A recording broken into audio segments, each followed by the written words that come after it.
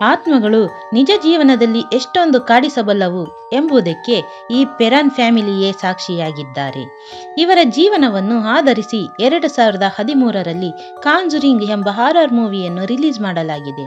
ಈ ಮೂವಿ ಎಷ್ಟು ಭಯಾನಕವಾಗಿದೆಯೋ ಈ ಪೆರಾನ್ ಫ್ಯಾಮಿಲಿಯ ಮತ್ತು ಆತ್ಮಗಳ ನಡುವಿನ ಸಂಘರ್ಷಣೆಗಳು ಅಷ್ಟೇ ಭಯಾನಕವಾಗಿದೆ. ಬನ್ನಿ ವೀಕ್ಷಕರೇ, ಈ ಪೆರಾನ್ ಫ್ಯಾಮಿಲಿಯಲ್ಲಿ ನಡೆದ ನಿಗೂಢ ನೈಜತೆಗಳನ್ನು ಸಂಕ್ಷಿಪ್ತ ವಿವರದೊಂದಿಗೆ ತಿಳಿಯೋಣ. ವಿಡಿಯೋನ ಮುಂದುವರಿಸುವುದಕ್ಕೂ ಮುಂಚೆ ನನ್ನ ಚಾನೆಲ್ಗೆ ಹೊಸಬರಾದರೆ ಸಬ್ಸ್ಕ್ರೈಬ್ ಮಾಡಿ, ಪಕ್ಕದಲ್ಲಿರುವ ಬೆಲ್ ಬಟನ್ ಕೂಡ ಒತ್ತಿ. ವೀಕ್ಷಕರೇ, ನನ್ನ ಚಾನೆಲ್ ನಿಮಗೆ ಇಷ್ಟವಾದರೆ ಲೈಕ್ ಮಾಡಿ, ನಿಮ್ಮ ಅನಿಸಿಕೆಯನ್ನು ಮರೆಯದೆ ಕಮೆಂಟ್ ಮಾಡಿ. ನೀವು ಹೀಗೆ ಮಾಡೋದ್ರಿಂದ ನನಗೆ ಮುಂದಿನ ವಿಡಿಯೋ ಮಾಡಲು ಸ್ಫೂರ್ತಿದಾಯಕವಾಗುತ್ತದೆ. 1971ರಲ್ಲಿ ರಾಜರ್ ಪೆರಾನ್ ಮತ್ತು ಅವನ ಪತ್ನಿಯಾದ ಕ್ಯಾರೋಲಿನ್ ಪೆರಾನ್ ರವರು ತಮ್ಮ 5 ಹೆಣ್ಣು ಮಕ್ಕಳಾದ ಆಂಡ್ರಿಯಾ, ನ್ಯಾನ್ಸಿ, ಕ್ರಿಸ್ಟಲ್, ಸಿಂಡಿ ಮತ್ತು ಏಪ್ರಿಲ್ ರವರ ಜೊತೆಗೆ ಅಮೆರಿಕದ ಹ್ಯಾರಿಸ್ವಿಲ್ಲೆ ರೋಡ್ ಐಲ್ಯಾಂಡ್ನ ಒಂದು ಫಾರ್ಮ್ ಹೌಸ್ನಲ್ಲಿ ಶಿಫ್ಟ್ ಆಗುತ್ತಾರೆ. ಈ ಮನೆಯನ್ನು ಖರೀದಿಸುವಾಗ ಮನೆ ಮಾರುವವನು ರಾಜರ್ ಪೆರಾನ್ಗೆ ಒಂದು ಎಚ್ಚರಿಕೆಯ ಮಾತನ್ನು ಕೊಟ್ಟಿರುತ್ತಾನೆ. ಅದೇನಪ್ಪಾ ಅಂದ್ರೆ, ಈ ಮನೆಯ ಲೈಟುಗಳನ್ನು ಎಂದಿಗೂ ಆಫ್ ಮಾಡಬೇಡಿ ಎಂದು. ಈ ಮಾತುಗಳನ್ನು ಕೇಳಿ ರಾಜರ್ ಪೆರಾನ್ ಸ್ವಲ್ಪ ಆಶ್ಚರ್ಯಚಕಿತನಾಗುತ್ತಾನೆ. 14 ರೂಮ್ಗಳನ್ನು ಹೊಂದಿರುವ ಆ ಫಾರ್ಮ್ ಹೌಸ್ ತುಂಬಾನೇ ದೊಡ್ಡದಾಗಿತ್ತು. ರಾಜರ್ ಪೆರಾನ್ ರವರ ಆರ್ಥಿಕ ಪರಿಸ್ಥಿತಿಯು ಸ್ವಲ್ಪ ಕುಂಠಿತವಾಗಿತ್ತು. ಈ ಫಾರ್ಮ್ ಹೌಸ್ ಅವರಿಗೆ ಅತಿ ಕಡಿಮೆ ಬೆಲೆಯಲ್ಲಿ ಸಿಕ್ಕಿತ್ತು. ಇದರಿಂದ ರಾಜರ್ ಪೆರಾನ್ ಮತ್ತು ಅವನ ಫ್ಯಾಮಿಲಿ ತುಂಬಾ ಖುಷಿಯಾಗಿದ್ದರು. ಈ ಫಾರ್ಮ್ ಹೌಸ್ನಲ್ಲಿ ಶಿಫ್ಟ್ ಆದ ನಂತರ ಅವರ ಸಾಕು ನಾಯಿ ಎಷ್ಟೇ ಪ್ರಯತ್ನ ಪಟ್ಟರೂ ಒಳಗೆ ಬರಲಿಲ್ಲ. ಬಹುಶಃ ಅದಕ್ಕೆ ಯಾರಿಗೂ ಕಾಣದ ದುಷ್ಟಶಕ್ತಿಯನ್ನು ಕಂಡಿರಬಹುದು. ಆದರೆ ಆ ಸಾಕು ನಾಯಿಯು 1-2 ದಿನಗಳಲ್ಲಿ ಬಹಳ ರಹಸ್ಯಮಯವಾಗಿ ಸತ್ತು ಹೋಗುತ್ತದೆ. ಈ ಪೆರಾನ್ ಕುಟುಂಬದವರು ಶಿಫ್ಟ್ ಆದ ಮೊದಲ ಕೆಲವು ದಿನಗಳಲ್ಲಿ ಯಾವುದೇ ನಕಾರಾತ್ಮಕ ಶಕ್ತಿಗಳನ್ನು ಕಾಣಲಿಲ್ಲ. ನಂತರ ಬರುತ್ತಾ ಆ ಕುಟುಂಬದವರ ಜೊತೆ ವಿಚಿತ್ರ ವರ್ತನೆಗಳು ನಡೆಯಲು ಪ್ರಾರಂಭಿಸಿತು. ಉದಾಹರಣೆಗೆ, ಗೋಡೆಯ ಮೇಲಿರುವ ಫೋಟೋಗಳು ಬೀಳುವುದು, ಮನುಷ್ಯರ ನೆರಳು ಓಡಾಡುವಂತೆ ಆಗುವುದು, ಜೋರಾಗಿ ಕಿರುಚುವುದು, ಮನೆಯ ಒಳಗಡೆ ಜೋರಾಗಿ ಗಾಳಿ ಬೀಸುವುದು, ಮಲಗಿದಾಗ ರೂಮಿನ ಬಾಗಿಲುಗಳು ಬಡಿದ ಶಬ್ದಗಳು ಆಗುವುದು, ವಸ್ತುಗಳು ತಂತಾನಾಗಿಯೇ ಸ್ಥಳದಿಂದ ಸ್ಥಳಕ್ಕೆ ಬದಲಾಯಿಸುವುದು, ಹೀಗೆಲ್ಲ ಘಟನೆಗಳು ನಡೆಯಲಾರಂಭಿಸಿದವು. ಮನೆಯಲ್ಲಿದ್ದ ಗಡಿಯಾರಗಳು ಕೂಡ ಪ್ರತಿದಿನ ಬೆಳಿಗ್ಗೆ ಸರಿಯಾಗಿ 3 ಗಂಟೆ 7 ನಿಮಿಷಕ್ಕೆ ಸರಿಯಾಗಿ ನಿಂತು ಹೋಗುತ್ತಿದ್ದವು. ಮನೆಯ ಹೊರಗಡೆ ಬಂದು ನೋಡಿದಾಗ ಸತ್ತಿರುವ ಪಕ್ಷಿಗಳನ್ನು ಕಾಣುತ್ತಿದ್ದರು. ಮನೆಯ ಒಳಗಡೆ ಸತ್ತು ಹೋಗಿರುವ ಪ್ರಾಣಿಗಳ ವಾಸನೆಗಳು ಬರಲಾರಂಭಿಸುತ್ತವೆ. ಇವುಗಳನ್ನು ಕ್ಯಾರೋಲಿನ್ ಗಮನಿಸುತ್ತಾಳೆ. ಹೀಗೆ ದಿನಗಳು ಕಳೆದಂತೆ ಪ್ಯಾರಾನಾರ್ಮಲ್ ಆಕ್ಟಿವಿಟಿಗಳು ನಡೆಯಲು ಪ್ರಾರಂಭಿಸುತ್ತವೆ. ಇದರಿಂದ ಕುಟುಂಬದವರಿಗೆ ಆತಂಕ ಮೂಡುತ್ತವೆ. ಈ ಕುಟುಂಬದಲ್ಲಿ ಒಂದಲ್ಲ ಹಲವು ಆತ್ಮಗಳಿವೆ ಎನ್ನುವುದು ಗಮನಿಸುತ್ತಾರೆ. ಅದರಲ್ಲಿ ಮಕ್ಕಳ ಆತ್ಮವೂ ಇದ್ದವು. ಏಕೆಂದರೆ ಕ್ಯಾರೋಲಿನ್ ರವರು ತಮ್ಮ ಮಕ್ಕಳನ್ನು ಬೇರೆಯವರೊಂದಿಗೆ ಮಾತನಾಡುವುದು ಮತ್ತು ಆಡುವುದನ್ನು ಗಮನಿಸಿ ಬೆಳಗ್ಗೆ ಹೋಗಿ ನೋಡಿದಾಗ ಮಕ್ಕಳ ಜೊತೆಗೆ ಯಾರು ಕೂಡ ಇರುತ್ತಿರಲಿಲ್ಲ. ಆದರೆ ಈ ಆತ್ಮಗಳು ಯಾರಿಗೂ ತೊಂದರೆ ಕೊಡುತ್ತಿರಲಿಲ್ಲ. ಆದ್ದರಿಂದ ಈ ಕುಟುಂಬದವರು ಆತ್ಮಗಳಿರುವ ಮನೆಗೆ ಹೊಂದಿಕೊಂಡು ಹೋಗುತ್ತಿದ್ದರು. ಆತ್ಮಗಳ ಆಕ್ಟಿವಿಟಿಗಳು ಬೆಳಿಗ್ಗೆಯೂ ನಡೆಯಲು ಪ್ರಾರಂಭವಾಗುತ್ತವೆ. ಕ್ಯಾರೋಲಿನ್ ದೊಡ್ಡ ಮಗಳಾದ ಆಂಡ್ರಿಯಾ ಒಂದು ಇಂಟರ್ವ್ಯೂನಲ್ಲಿ ಕೊಟ್ಟ ಹೇಳಿಕೆ ಎಂದರೆ, ಆಂಡ್ರಿಯಾ ಮತ್ತು ಅವಳ ತಂಗಿಯಾದ ನ್ಯಾನ್ಸಿ ಒಂದೇ ರೂಮಿನಲ್ಲಿ ಮಲಗುತ್ತಿದ್ದರು. ಮಲಗಿದ ವೇಳೆಯಲ್ಲಿ ಅವರ ಹಣೆಗೆ ಯಾರೋ ಬಂದು ಮುತ್ತಿಡುತ್ತಿದ್ದರು. ಆದರೆ ಅವರ ತಾಯಿಯಾದ ಕ್ಯಾರೋಲಿನ್ ಹಣೆಗೆ ಮುತ್ತಿಡುತ್ತಿದ್ದರು ಎಂದು ಅವರು ಅಂದುಕೊಂಡಿದ್ದರು. ಈ ವಿಷಯವನ್ನು ಅವರ ತಾಯಿ ಹತ್ತಿರ ಚರ್ಚಿಸಿದಾಗ ಮುತ್ತಿಡುವುದು ಅವರ ತಾಯಿಯಲ್ಲ ಎಂದು ತಿಳಿಯಿತು. ಬದಲಾಗಿ ಒಂದು ಹೆಣ್ಣಿನ ಆತ್ಮವಾಗಿತ್ತು. ಮನೆಯಲ್ಲಿ ಪ್ಯಾರಾನಾರ್ಮಲ್ ನಡೆಯುವ ಘಟನೆಗಳಿಗೆ ಅವರು ಹೊಂದಿಕೊಂಡಿದ್ದರು. ಆದರೆ ಅವರಿಗೆ ಪ್ಯಾರಾನಾರ್ಮಲ್ ಘಟನೆಗಳಿಂದ ಭಯವಾಗುತ್ತಿರಲಿಲ್ಲ.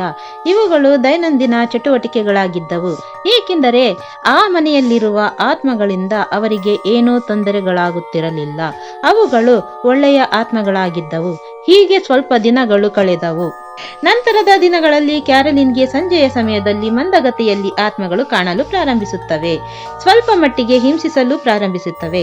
ಆದರೆ ಕ್ಯಾರೋಲಿನ್ ಮಲಗಿದಾಗ ಜೋರಾಗಿ ಎಳೆಯುವುದು, ಅವಳ ಮೈಗೆ ಸೂಜಿಯಿಂದ ಚುಚ್ಚಿದ ಅನುಭವವಾಗುತ್ತಿತ್ತು.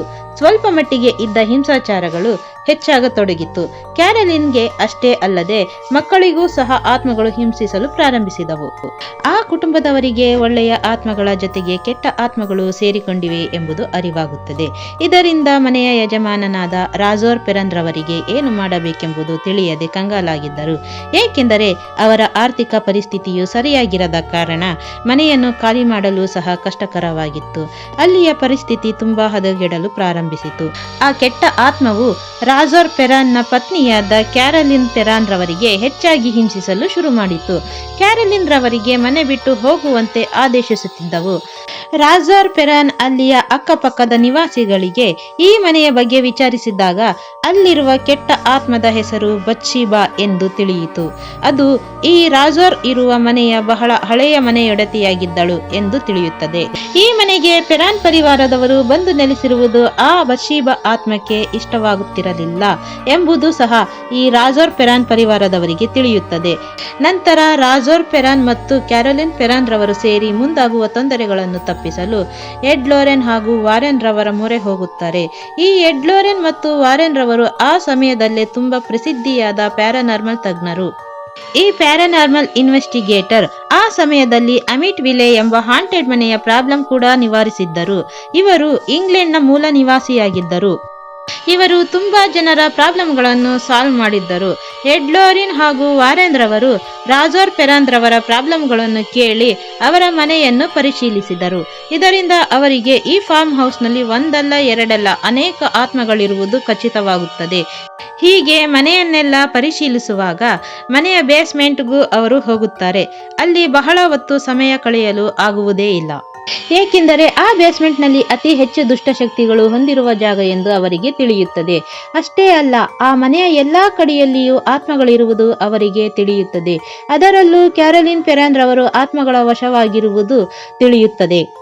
ಇವೆಲ್ಲವನ್ನು ಅರಿತ ಪ್ಯಾರಾನಾರ್ಮಲ್ ತಜ್ಞರು ಸಿಯಾನ್ಸ್ ಎಂಬ ಪ್ರಕ್ರಿಯೆ ಮಾಡಿ ಆತ್ಮದ ಜೊತೆಗೆ ಕಮ್ಯುನಿಕೇಟ್ ಮಾಡಿದಾಗ ಕ್ಯಾರೋಲಿನ್ ಪೆರಾನ್ ರವರು ಬತ್ಷೀಬಾ ಎಂಬ ಆತ್ಮಕ್ಕೆ ವಶವಾಗಿರುವುದು ತಿಳಿದು ಬರುತ್ತದೆ. ಈ ಬತ್ಷೀಬಾ ಎಂಬ ಆತ್ಮದ ಕುತ್ತಿಗೆಯು ಮುರಿದಂತೆ ಒಂದು ಕಡೆ ಬಾಗಿರುತ್ತದೆ. ಈ ಎಲ್ಲಾ ಪ್ರಕ್ರಿಯೆಗಳ ನಂತರ ಅಲ್ಲಿಯ ಪರಿಸ್ಥಿತಿ ಇನ್ನೂ ಹದಗೆಡುತ್ತದೆ. ಪರಿಸ್ಥಿತಿ ಕೈ ಮೀರಿ ಹೋಗುತ್ತಿತ್ತು. ಇವುಗಳಿಂದ ಹೆದರಿದ ಕ್ಯಾರೋಲಿನ್ ಪತಿ ರಾಜೋರ್ ರವರು ಎಡ್ ಲೋರಿನ್ ಮತ್ತು ವಾರೆನ್ ರವರನ್ನು ಮನೆಗೆ ವಾಪಸ್ ಕಳಿಸಿಬಿಡುತ್ತಾರೆ. ಆದರೆ ಮೂವಿಯಲ್ಲಿ ಈ ಸೀನ್ ಸ್ವಲ್ಪ ಬದಲಾಯಿಸಿದ್ದಾರೆ. ವಾರೆನ್ಸ್ ರವರು ಈ ಆತ್ಮಗಳನ್ನು ಸಂಪರ್ಕ ಹೊಂದಿ ಅವರ ಸಮಸ್ಯೆಗಳನ್ನು ನಿವಾರಿಸುವಂತೆ ತೋರಿಸಿದ್ದಾರೆ. ಆದರೆ ನಿಜವಾದ ಸಂಗತಿಯೇ ಬೇರೆಯಾಗಿದೆ. ವಾರೆನ್ಸ್ ರವರು ಮನೆಗೆ ವಾಪಸ್ ಹೋದ ಮೇಲೂ ಪೆರನ್ ಫ್ಯಾಮಿಲಿಯ ಆರ್ಥಿಕ ಪರಿಸ್ಥಿತಿಯ ಕಾರಣದಿಂದ ಆ ಮನೆಯನ್ನು ತಕ್ಷಣವಾಗಿ ಬಿಟ್ಟು ಹೋಗುವುದಿಲ್ಲ. ಆತ್ಮಗಳ ಕಾಟವು ಇನ್ನೂ ಹೆಚ್ಚಾಗಿತ್ತು. ಬತ್ಷೀಬಾ ಆತ್ಮವು ಕ್ಯಾರೋಲಿನ್ಗೆ ತುಂಬಾ ಹೆಚ್ಚಾಗಿ ಕಾಡಿಸಲು ಪ್ರಾರಂಭಿಸುತ್ತದೆ. ಕ್ಯಾರೋಲಿನ್ ಪೂರ್ತಿಯಾಗಿ ಆತ್ಮದ ವಶದಲ್ಲಿರುತ್ತಾಳೆ. ಮನೆಯಲ್ಲಿರುವ ಇತರೆ ಆತ್ಮಗಳಿಗಿಂತ ಬತ್ಷೀಬಳ ಆತ್ಮವು ತುಂಬಾ ಶಕ್ತಿಶಾಲಿಯಾಗಿರುತ್ತದೆ.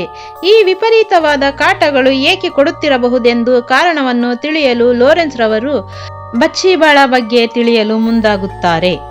ಬತ್ಷೀಬಾ 1800ರಲ್ಲಿ ಈ ಮನೆಯ ಒಡತಿಯಾಗಿದ್ದಳು. ಇವಳ ಪೂರ್ತಿಯಾದ ಹೆಸರು ಬತ್ಷೀಬಾ ಶರ್ಮನ್ ಎಂದು, ಅವಳ ಪತಿಯ ಹೆಸರು ಜಸ್ಟಿನ್ ಶರ್ಮನ್ ಎಂದು. ಇವರಿಬ್ಬರು ಹ್ಯಾರಿಸ್ ವಿಲೆ ರೋಡ್ ಐಲ್ಯಾಂಡ್ನಲ್ಲಿರುವ ಫಾರ್ಮ್ ಹೌಸ್ನಲ್ಲಿ ಇರುತ್ತಿದ್ದರು. ಇದನ್ನು ಓಲ್ಡ್ ಔನೋಸ್ಟೇ ಎಂತಲೂ ಕರೆಯುತ್ತಿದ್ದರು. ಅವರಿಗೆ 4 ಜನ ಮಕ್ಕಳಿದ್ದರು. 3 ಹೆಣ್ಣು ಮಕ್ಕಳು, ಒಬ್ಬ ಗಂಡು ಮಗನಿದ್ದನು. ವರ್ಷಗಳು ಕಳೆದ ನಂತರ ಯಾವುದೋ ಕಾಯಿಲೆ ಕಾರಣಾಂತರಗಳಿಂದ 4 ಜನ ಮಕ್ಕಳ ಮರಣವಾಯಿತು.